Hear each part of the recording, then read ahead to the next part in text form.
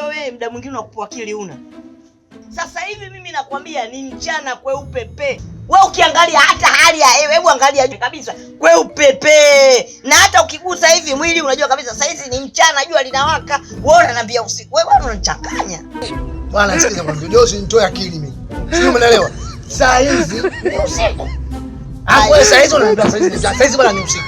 Wewe bwana mimi sikubaliana. Mimi sikubaliana wewe. Yaani gani nikwambia wewe unashuka hata kunielewa. Nimekwambia saa hizi ni usiku. Au uone ile mbalamwezi. Unajua sikia nikwambia inawezekana kwa sababu ni mfupi labda wewe uone. Sijui umeelewa? Saa hizi ni usiku.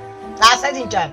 Baba saa hizi usiku. Kitu ambacho nisichokiweza katika maisha yangu nikiwa na akili timamu, nikiwa timamu alafu mtu akaja akanitoa akili. Hapo mimi nakuelewa. Ndio mwanangu, ndio mimi sasa nitakutia makofi.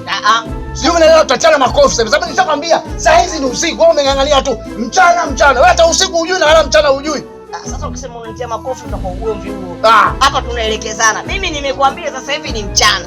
Uona nilazimisha sasa hivi ni usiku. Hivi mimi naelewaje hapa? Wewe unafikiri utakubali ninachokuambia mimi? Mimi naona kabisa ni mchana. Hata aje mtu yoyote hapa tumuulize, atakwambia sasa hivi ni mchana. Wewe unaposema usiku ingekuwa sasa hivi tushalala mzee. Wala hivi sikiza mwambie. Hivi watu usiku wanatembea?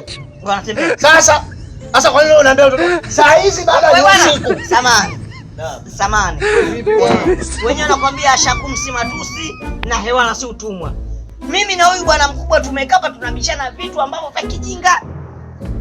Mimi ninamuelekeza sasa hivi ni mchana, jua linawaka. Yeye ananiambia sasa hizi ni usiku na hapa tulipo tumelala. Kwa hiyo wewe unavyoona hapa tulivyokaa hapa wawili na wewe uliposimama hapo. Sasa hizi ni mchana, sasa hizi ni usiku. Hebu tusaidie mimi. Kwa macho ya nyama kidogo inaletea ukakasi kwa sababu mimi huku ni mgeni. Kwa hiyo sijui majira ya hapa na nyumbani kwetu yakoje, lakini kama mngekuwa mnakuja nyumbani kwetu, unajua mimi kwetu ni maarufu sana. Hata ukimuuliza mtoto mdogo, bwana naomba kwa kindirasta anakuleta. Na kaka Kisemvule ukija kule ndo naanza kujua majira sasa hivi asubuhi, mchana ama jioni au usiku, sababu niko nyumbani. Lakini kwa ugenini Kwa hiyo kwenu huko Kisemvule na huku majira yametofautiana Huenda ikawa hivyo, maana kama umeniongezea kitu kingine cha ugeni kingine. Sababu mimi siwezi kufuatilia mambo ya umbea ya watu, najua majira ya kwetu.